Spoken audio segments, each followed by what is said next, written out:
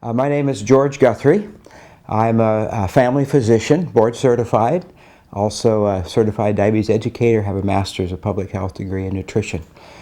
I got interested in lifestyle medicine, nutrition, exercise, those types of things as a teenager, I guess. Started to develop a weight problem and started an interest in that and maintained it really through college and medical school.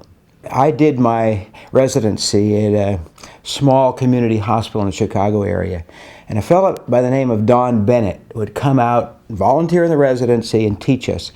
His job, interestingly enough, was Dr. Drug. He was head of the American Medical Association's drug evaluations. In those days, they had a book they put out every year to try to give unbiased information on the drugs. And he would lecture us in true Socratic style. He would say, Mrs. Jones is 40 years of age. She's got a little joint pain that bothers her when she first gets up in the morning, goes away after 15 minutes, and she seems to be fine. What are you going to do for her? And one of us would raise our hand and say, ibuprofen. He'd shake his head, and another one would say, acetaminophen. And he'd say no.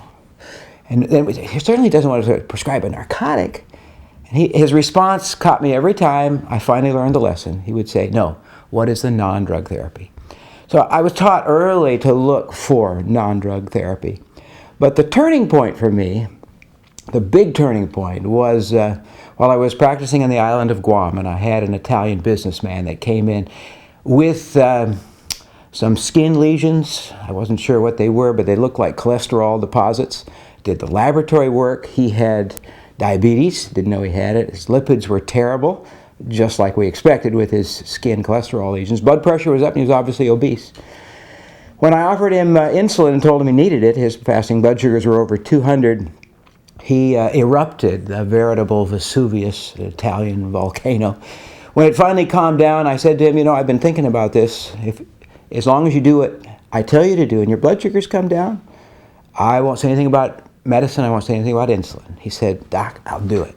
And a year later, the guy had lost 60 pounds, was on no medications, diabetes was gone, lipids were normalized, and that taught me that something could happen. I didn't have to just manage this stuff into infinity. We could actually repair it. It would go away. So that was the exciting point for me.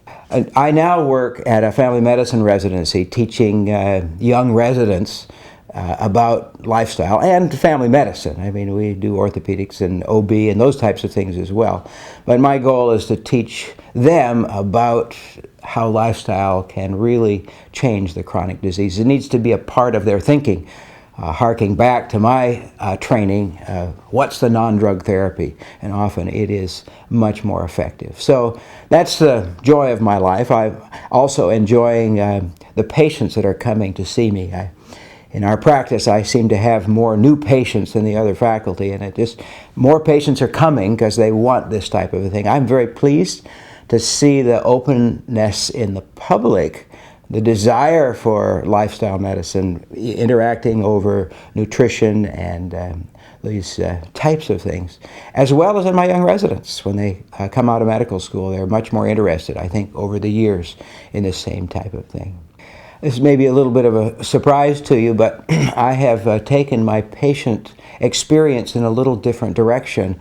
Rather than telling them what to do diet-wise, I spend the time trying to motivate them and build hope in their lives that they could actually change their behavior and get rid of their disease. So my office practice is more building hope. And then I'll take the Xerox copy of the front of one of your books or Caldwell Esselstyn's books or someone who's written a good book with the information in it.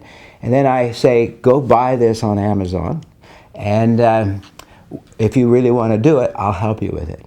There's no reason for me to bang my head against the wall if people don't actually want to change. So my way of dealing with patients is not so authoritative, but more trying to build that sense of hope. And then we work towards a plant-based diet. Not everybody is willing to move quickly. I try to get them there as quick as they can with encouragement that that's where you get the best results. You've asked about salt. Salt does not seem to me to be the health issue that our medical community has turned it into. One of dietary change that the medical community has been successful in bringing to the world, the general public, is to cut down on the salt. And as I looked at this and began to study it, I found evidence in the research that cutting the salt too low actually increases your mortality.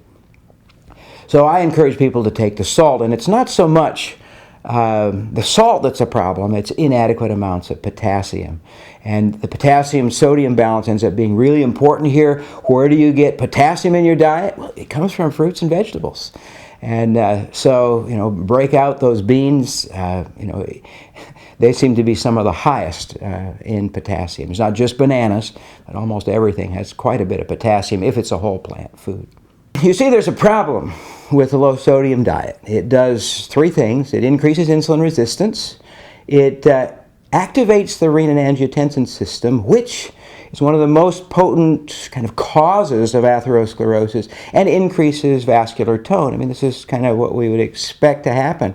Put these things together, the evidence is that there's increase in mortality when you get below around 2.5, maybe 3. Current recommendations are actually too low. It looks very safe up to about 6 grams of sodium a day. And as long as there's enough potassium present to reverse or negate salt sensitivity, it's really not a problem. So I say salt your food and don't worry about it. Now, if you happen to be eating a lot of salt fish, the Japanese type diet where they're eating a lot of salt with everything, a lot of pickles, a lot of salted food for preservation, then you see increased problems. But that's generally above about 6 grams a day. Average American is significantly less than that, although males tend to be a little higher. And yes, it might be reasonable to cut down a little bit, but to go really low may cause a lot of trouble, especially for people on diuretics. I was surprised as I was reviewing for my presentation here that there's actually very good evidence. For example, congestive heart failure seems to do better without so much salt restriction. I was surprised with that. Diabetes, evidence that salt restriction tends to increase mortality. It's not just a blood pressure issue, it's a mortality issue. When you look at just blood pressure, it's a marker, it's not a disease, it's a symptom, it's not the cause. So when you look at all-cause mortality, it looks like salt restriction is actually dangerous, maybe even more dangerous than excess salt. I work with medical students and family medicine residents on a daily basis, and I'm excited about the interest of these young docs in nutrition and lifestyle changes. It's refreshing to see that. Now, I'll tell you, observation is it's more when they're medical students and when they're in their intern year. And with time, in some of them it tends to fade. They start to get pulled into the mold. But I'm seeing lots of them who really want to do this lifestyle, this nutrition focus.